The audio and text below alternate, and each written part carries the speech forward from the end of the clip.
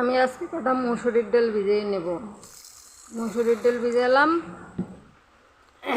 তো সাথে আমি কটা চাল দেব। যে চাল খাই সেই চালটাই দেব, অল্প একটু দেব। সেদ্ধ চাল হোক, আতপ চাল হোক, যে যা চাল খান সেই চালটা দিলেই হবে। তো চালটা আমি ভিজিয়ে নিলাম, জলটা আমি ফেলে দেব, এই চালের জলটা। দেখুন আমি জলটা ফেলে দিলাম। আর এই ডালটা কিন্তু আমি বেশি পরিমাণ দিয়েছি, চালটা কিন্তু কম দিয়েছি।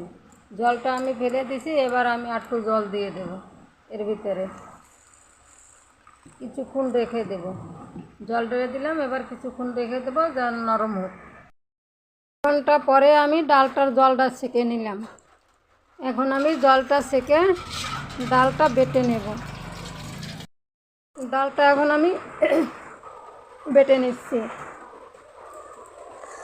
ভালো করে বেটে নেব, একদম ফিনিশ করে। ডাল চাল সবই নরম হয়ে গেছে, খুব সুন্দর বাটা হবে। দেখুন কত সুন্দর বাটা হচ্ছে, ফিনিশ হয়ে যাচ্ছে এক বাটায়, খুব সুন্দরভাবে বাটা হয়ে যাবে। দেখুন আমার সব ডাল বাটা হয়ে গেছে, এবার আমি তুলে নিলাম ডালটা। এই শিলের পরেই আবার আমি মশলাটা করে নেব। এটা রান্না করার জন্য যে মশলাটা লাগবে, এই যে ডাল বাটা হয়ে গেছে, তুলে নিলাম। রান্নাটা করার জন্য যে মশলাটা নিয়েছি, কাঁচা লঙ্কা, রসুন, আদা, সাদা জিরা, শুকনো লঙ্কা, পেঁয়াজ।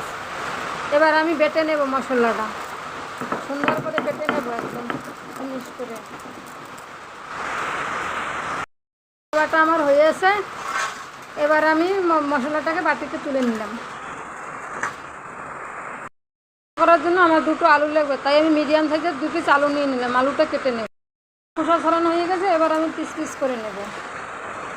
দেখুন কীরকম করে আমি পিস করছি, এরকম লম্বা লম্বা করে, ডুমু ডুমু করে, এরকম আমি 4 পিস করে কেটে নিলাম।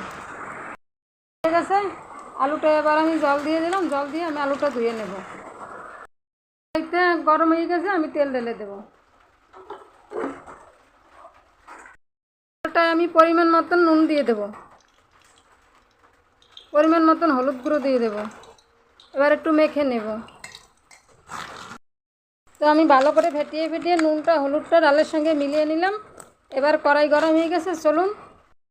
তেল গরম হয়ে গেছে, আমি একে একে এর ভিতরে দিয়ে দেব ডালটা,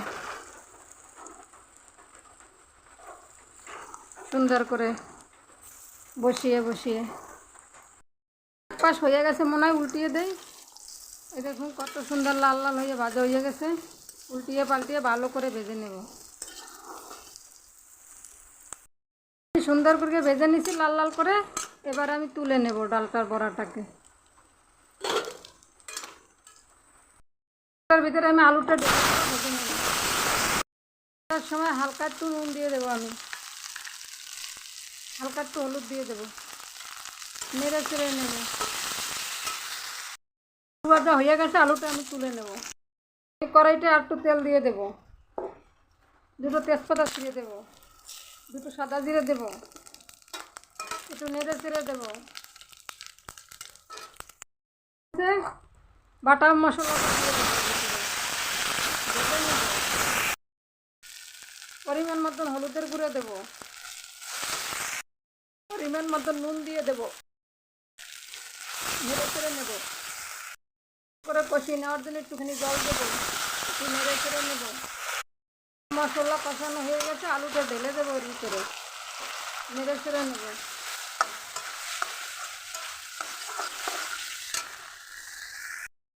জল দিয়ে দেব, একটু নেড়ে চেড়ে দেবো। আলুর ঝোলটা কিন্তু টকবক করে ফুটছে। এবার আমি ডালের বড়াটা এর ভিতরে দিয়ে দেব, সব আবার গায়ে না বেঁধে থাকে। তো সব ঢেলে দিলাম, একটু নেড়ে চেড়ে বসিয়ে দেবো এর ভিতরে, একটুখানি হোক। দেখুন বন্ধুরা, হয়েছে কি, হয়ে আসছে প্রায়। তো এই রান্নাটা আমার মনার খুব ফেভারিট, খুব পছন্দ। এই রান্নাটা খুব ভালো খায়। তো ভিডিওটা যদি আপনাদের ভালো লাগে তাহলে লাইক কমেন্ট শেয়ার করবেন, আর চ্যানেলটি অবশ্যই সাবস্ক্রাইব করুন। আর বাড়িতে এরকম করে বানিয়ে খাবেন, না খেলে কিন্তু খুব মিস করবেন। এটা কিন্তু খুবই স্বাদের জিনিস, ঠাকুমার কাছ দিয়ে শিখছি, দিদিমার কাছ দিয়ে শিখছি, খুবই ভালো লাগে। দেখুন এর ভিতরে আমি একটু গরম মশলা অ্যাড করে দেব, হালকা, একটু বেশি দেব না, দিয়ে একটু নেড়ে চেড়ে আমি নামিয়ে নেব। ঝোলটা আর একটু টানবে, নামাইলে ওটা আলুতে টেনে নেবে।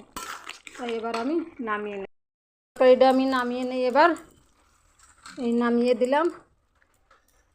তো ততক্ষণ আপনারা ভালো থাকুন, সুস্থ থাকুন, আবার দেখা হবে আগামী দিন।